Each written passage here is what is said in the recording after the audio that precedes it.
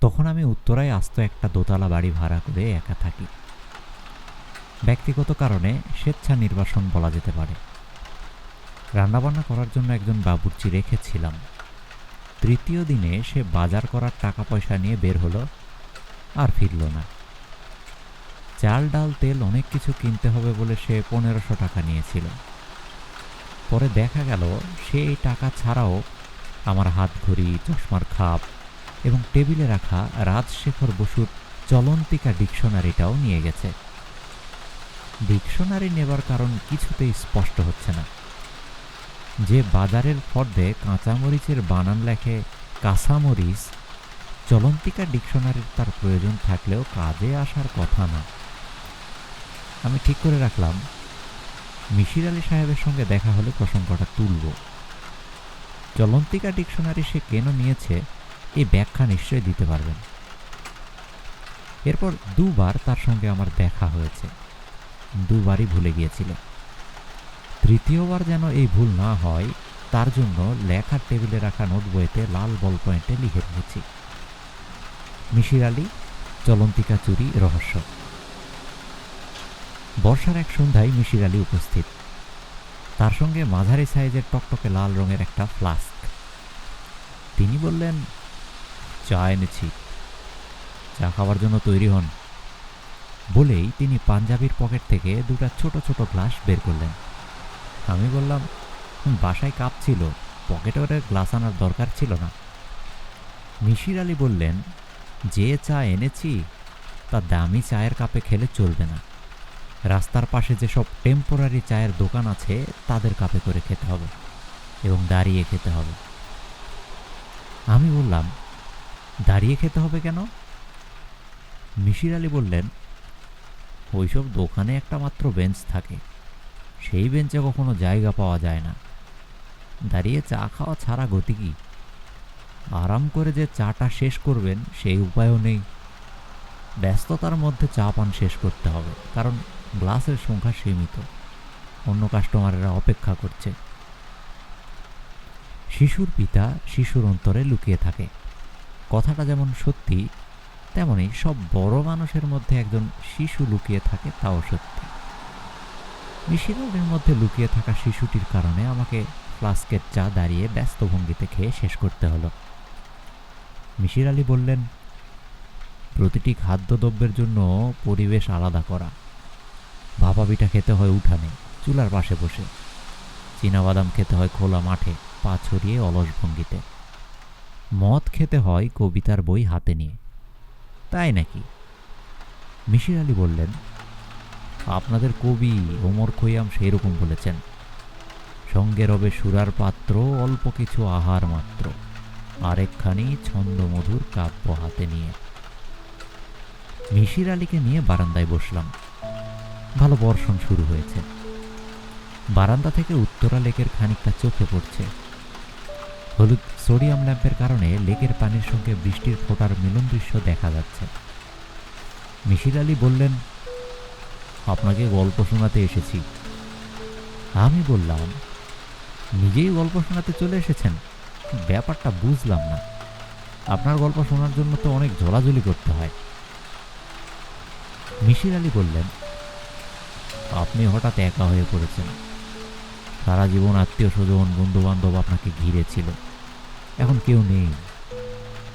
আমি নিজে নিঃসঙ্গ মানুষ। নিঃসঙ্গতা আমার ভালোই লাগে, আপনার লাগার কথা না। গল্প বলে আপনাকে খানিকটা আনন্দ দেব, কোনো এক সময় গল্পটা আপনি লিখেও ফেলতে পারেন। আমি বললাম, আনসলভড মিশির আলী? হ্যাঁ, যে গল্পটা বলবো তার ব্যাখ্যা বের করতে পারিনি। আমি বললাম, শুরু করুন। মিশির আলী বললেন, এখানে গল্প বলবো না, ঘরের ভেতরে চলুন। আপনার দৃষ্টি বৃষ্টির দিকে।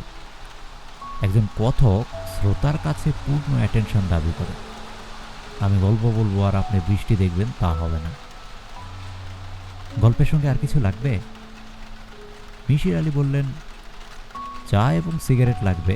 ফ্লাস্কে চা আছে, সিগারেট আছে আমার পকেটে। ভালো কথা, আমি আপনার জন্য একটা বই নিয়ে এসেছি, স্যার্জ ব্রেসলির লেখা লিওনার্দো দা ভিঞ্চি। বিশেষ করে এই বইটি আনার কোনো কারণ আছে কি? মিশির আলী বললেন, আছে। কিছু বই আছে নিঃসঙ্গ অবস্থায় পড়তে অসাধারণ লাগে, এটা সেরকম একটা বই। আমরা দুজন শোবার ঘরে ঢুকলাম। মিসির আলী বিছানায় পা তুলে আয়োজন করে গল্প শুরু করলেন। এত আয়োজন করে তাকে কখনো গল্প বলতে শুনিনি। আমি যে খুব চা প্রেমিক লোক তা না, তবে রাস্তার পাশে অস্থায়ী চায়ের দোকানে চা খেতে ভালো লাগে। কেন ভালো লাগে তা বলতে পারছি না, এটা নিয়ে কখনো ভাবিনি। শীতকালের দুপুর, বাসায় ফিরছি। পথে চায়ের দোকান থেকে রিক্সা দাঁড় করিয়ে চা খেতে গেলাম। অনেক দিন এত ভালো চা খাইনি। চমৎকার গন্ধ, মিষ্টি পরিমাণ মতো, অনলিকার। চা শেষ করে দাম দিতে গেছি, দোকানে হাই তুলতে তুলতে বলল, দাম দিতে হবে না। আমি বললাম, দাম দিতে হবে না কেন? আজকে আপনি ফ্রি। ফ্রি মানে? দোকানি বিরক্ত মুখে বলল, প্রত্যেক দিন 5 জন ফ্রি চা খাই, আজ আপনি 5 জনের মধ্যে পড়ছেন, আর পেঁচাল পারতে পারবো না, বিদায় হন। ফ্রি চা খেয়ে বিদায় হয়ে যাবার প্রশ্নই আসে না। জিজ্ঞাসাবাদ করে জানলাম, জনৈক প্রবেচার স্যার দোকানিকে প্রতি মাসের শুরুতে 450 টাকা দেন, যাতে প্রতিদিন 5 জন কাস্টমারকে সে ফ্রি চা খাওয়াতে পারে। 3 টাকা করে কাপ, দিনে 15 টাকা, 30 দিনে 450 টাকা। আমি বললাম, প্রফেসর সাহেবের নাম কি? নাম জানি না, কুদ্দুস জানে। কুদ্দুস রেজিগান। কুদ্দুসকে? রুটি বেচে। সামনের গলির ভিতরে ঢুকেন, 4-5টা বাড়ির পরে কুদ্দুসের ছাপরা পাইবেন। কুদ্দুসও কি 5 জনকে ফ্রি রুটি খাওয়ায়? যে হে লাভ করে মেলা, ডেইলি 70 টাকা পায়। 1-2 জনের ফ্রি খাওয়ায়, বাকি টাকা মায়েরা দেয়। প্রফেসর স্যারের ঘটনা বলেছি, উনি কোনো ব্যবস্থা নেন নাই। উনি থাকেন কোথায়? জানি না, কুদ্দুস জানতে পারে, তারে জিগান গিয়া। আমি কুদ্দুসের সন্ধানে বের হলাম। সে রাস্তার পাশে ছাপরা ঘর তুলে রুটি, ডাল এবং সবজি বিক্রি করে। শুকনো মরিচের ভর্তা ফ্রি। দেখা গেল সে প্রফেসর স্যারের নাম ছাড়া অন্য কিছুই জানে না। প্রফেসর স্যারের নাম জামাল। কুদ্দুসকে জামাল স্যারের উপর অত্যন্ত বিরক্ত মনে হলো। সে বলল, এমন ঝামেলার মধ্যে আছি, দুনিয়ার না খাওয়া মানুষ ভিড় কইরা থাকে ফ্রি খানার জন্য। 5 জনের বেশি খাওয়াইতে পারি না, এরা বুঝে না। আমি বললাম, জামাল সাহেব কোথায় থাকেন জানো? জানি না। এই এলাকাতে কি থাকেন? বললাম তো জানি না। ওনার বয়স কত? চেহারা কেমন? রোগা পাতলা, মাথায় চুল কম, গায়ের রং ময়লা, চশমা আছে। বয়স কত বলতে পারবো না।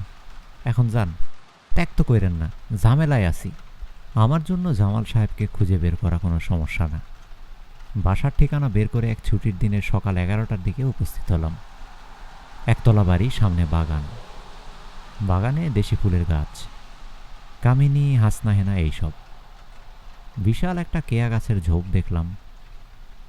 বাড়ির সামনে কেউ সাপের ভয়ে কেয়া গাছ লাগায় না, উনি লাগিয়েছেন। বাঁশের একটা গেটের মতো আছে।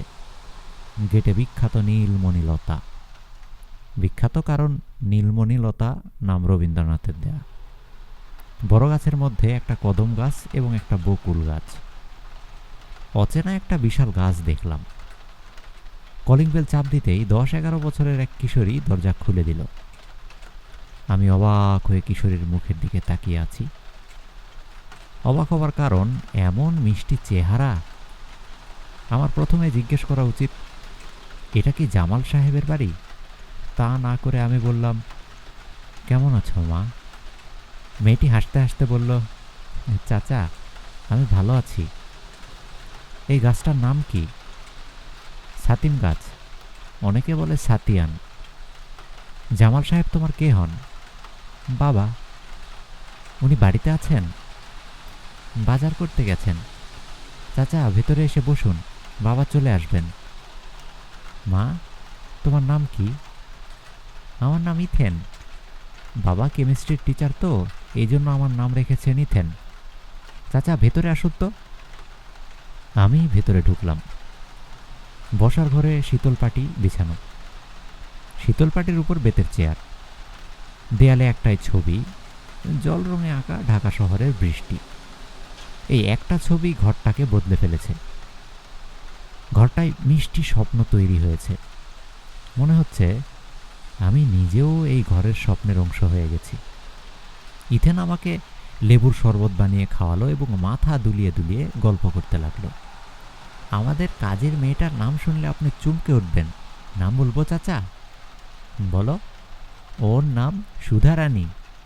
সুধারানী নাম শুনে চমকাবো কেন? কারণ নামটা হিন্দু, কিন্তু সে মুসলমান। সপ্তাহে সে একদিন ছুটি পায়। আজ তার ছুটি। সে ঘরেই আছে, কিন্তু কোনো কাজ করবে না। এক কাপ চা পর্যন্ত নিজে বানিয়ে খাবে না। আমাকে বলবে, ইথু এক কাপ চা দাও। আমাকে সে ডাকে ইথু। ছুটির দিনে রান্না কে করে? তোমার বাবা? আমি বাবাকে সাহায্য করি। বাবা লবণের আন্দাজ করতে পারে না, আমি লবণ চেখে দিই। আজ আমি একটা আইটেম রান্না করব। কোন আইটেম? আগে বলবো না, আপনি খেয়ে তারপরে বলবেন কোনটা আমি রেঁধেছি। আমি বললাম, মা তুমি আমাকে চেনো না, আজ প্রথম দেখলে। আমি কি জন্য এসেছি তাও জানো না। আমাকে দুপুরের খাবার দাওয়াত দিয়ে বসে আছো। হ্যাঁ, কারণটা বলবো? বলো। আমার মা তখন খুবই অসুস্থ। বাবা মাকে হাসপাতাল থেকে বাসায় নিয়ে এসেছেন, যেন মার মৃত্যুর সময় আমি এবং বাবা মার দুই পাশে থাকতে পারি। কাঁদতে ইচ্ছা হলে আমি যেন চিৎকার করে কাঁদতে পারি। হাসপাতালে তো চিৎকার করে কাঁদতে পারবো না, অন্য রোগীরা বিরক্ত হবে, তাই না চাচা? হ্যাঁ। এক রাতে মার অবস্থা খুব খারাপ হলো। আমি ঘুমাচ্ছিলাম। বাবা আমাকে ঘুম থেকে তুলে মার কাছে নিয়ে গেলেন। মা বললেন, আমার ময়না সোনা, চাঁদের কোনা, ইথেন বাবু কেমন আছো?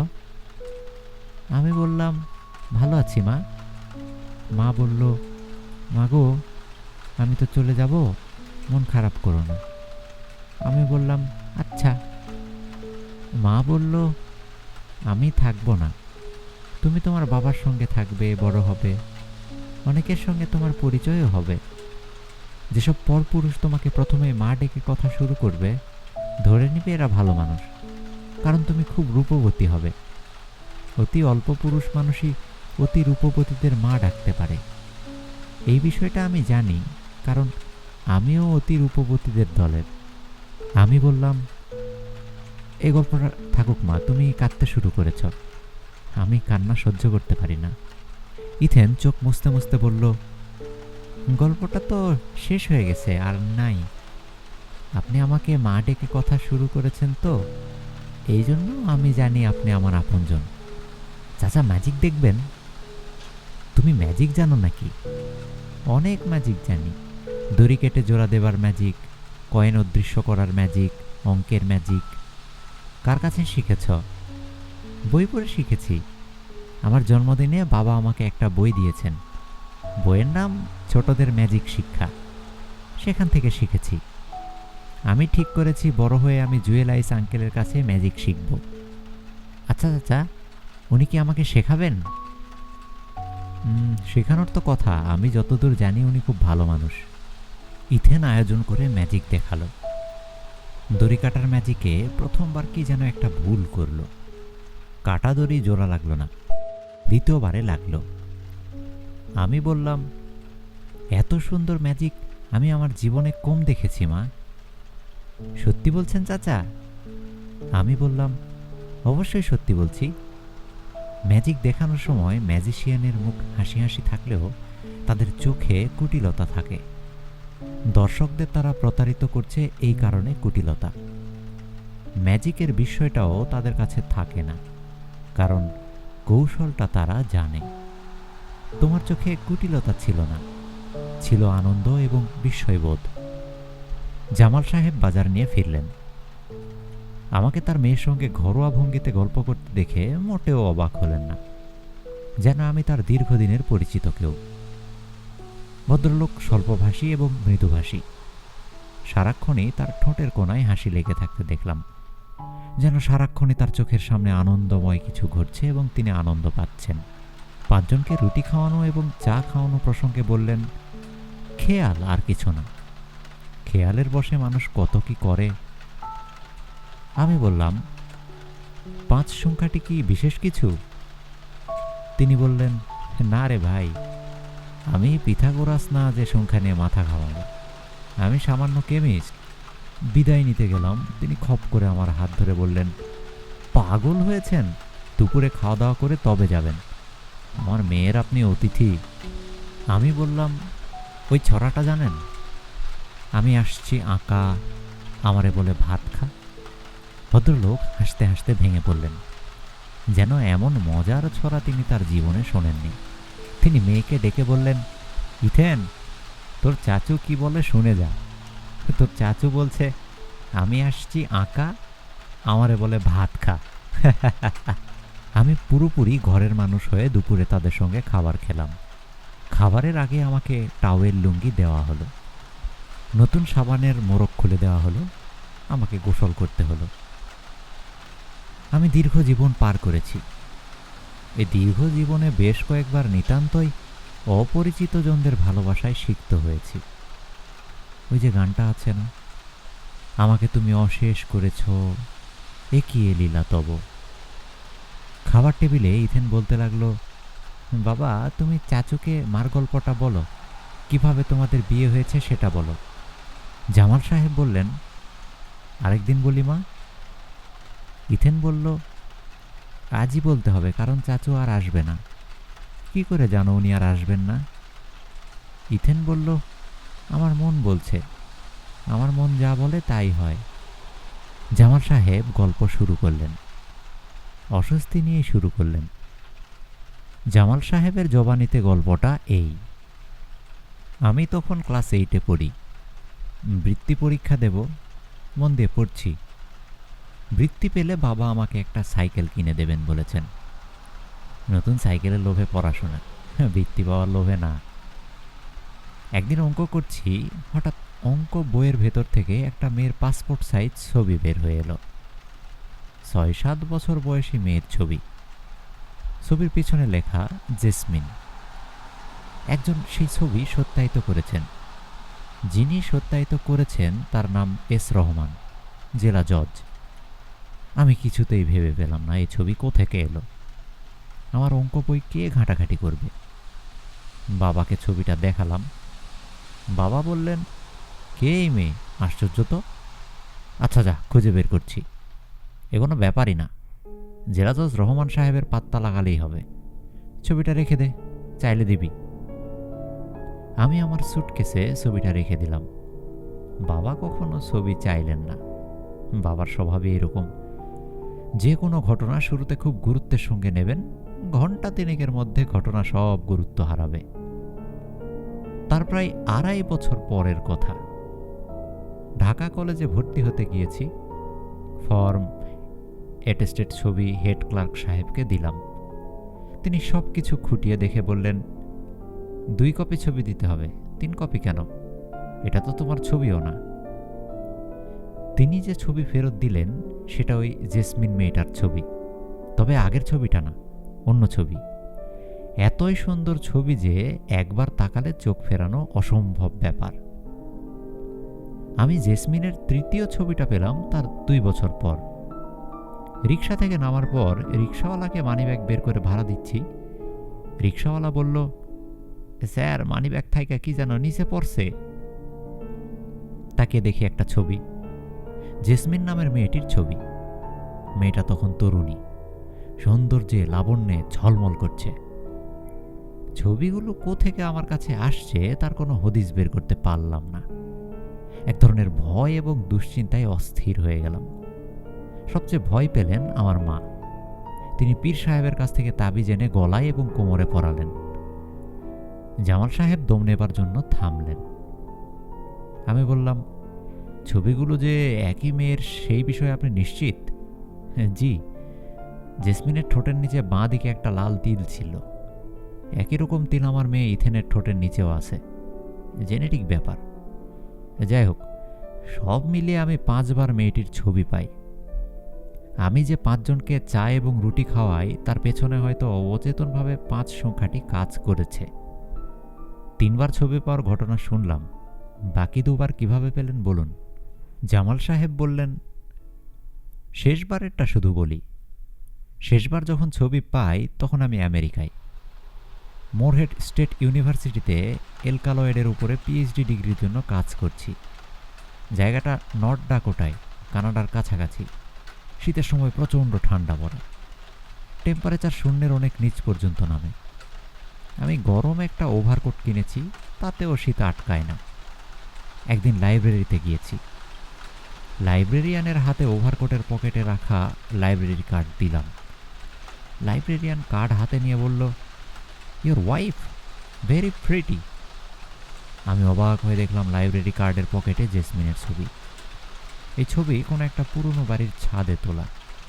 ছাদের রেলিং দেখা যাচ্ছে, রেলিংয়ে কিছু কাপড় শুকাতে দেওয়া হয়েছে। জেসমিন বসা আছে একটা বেতের মোড়ায়, তার হাতে একটা পিরিচ। মনে হয় পিরিচে আচার, কারণ জেসমিনের চারিদিকে অনেকগুলো আচারের শিশি। রোদে শুকাতে দেওয়া হয়েছে। ছবির মেয়েটির সঙ্গে কোনোদিন দেখা হবে ভাবিনি, দেখা হয়ে গেল। দেশে ফিরেছি, বিশ্ববিদ্যালয়ে অ্যাসিস্ট্যান্ট প্রফেসর হিসেবে জয়েন করেছি। একদিন নিউ মার্কেটে গিয়েছি স্টেশনারি কিছু জিনিসপত্র কিনতে। হঠাৎ একটা বইয়ের দোকানের সামনে মেয়েটিকে দাঁড়িয়ে থাকতে দেখলাম। আমার নিঃশ্বাস বন্ধ হয়ে গেল। মনে হলো এক্ষুনি অজ্ঞান হয়ে পড়ে যাব। কিভাবে নিজেকে সামলালাম জানি না। আমি লাজুক প্রকৃতির মানুষ। সব লাজ লজ্জা বিসর্জন দিয়ে ছুটে গেলাম। মেয়েটির পাশে দাঁড়ালাম। সে চমকে তাকালো। আমি বললাম, আপনার নাম কি জেসমিন? মেয়েটি হ্যাঁ সূচক মাথা নাড়ল। আপনি কি কোনো কারণে আমাকে চেনেন? সে না সূচক মাথা নাড়ল। আমি বললাম, আপনার কিছু ছবি আমার কাছে আছে। আমার ছবি? হ্যাঁ, বিভিন্ন বয়সের আপনার 5টা ছবি।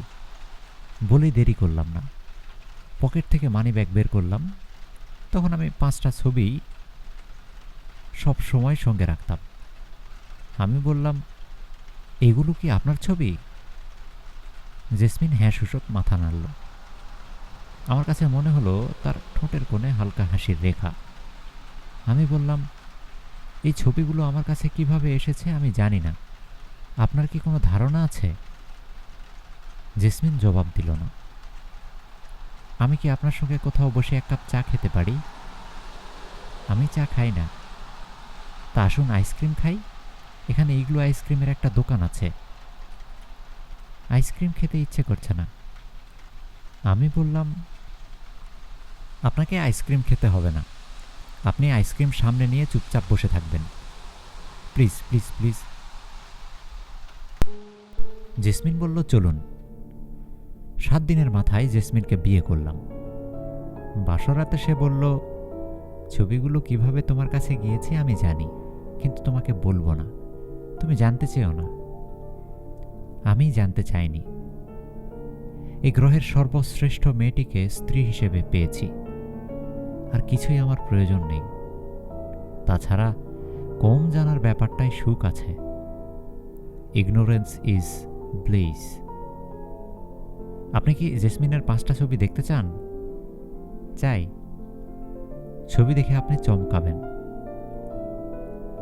আমি ছবি দেখলাম এবং চমকালাম। অবিকল ইথেন।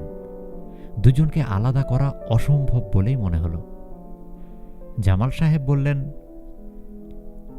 আমি পড়াই বিজ্ঞান, যে বিজ্ঞান রহস্য পছন্দ করে না, কিন্তু আমার জীবন কাটছে রহস্যের মধ্যে। অদ্ভুত না? অদ্ভুত তো বটেই। আচ্ছা, ছাদে জেসমিনের যে ছবিটা তোলা হয়েছে, চারিদিকে আচারের বোতল, সেই বাড়িটা কি দেখেছেন?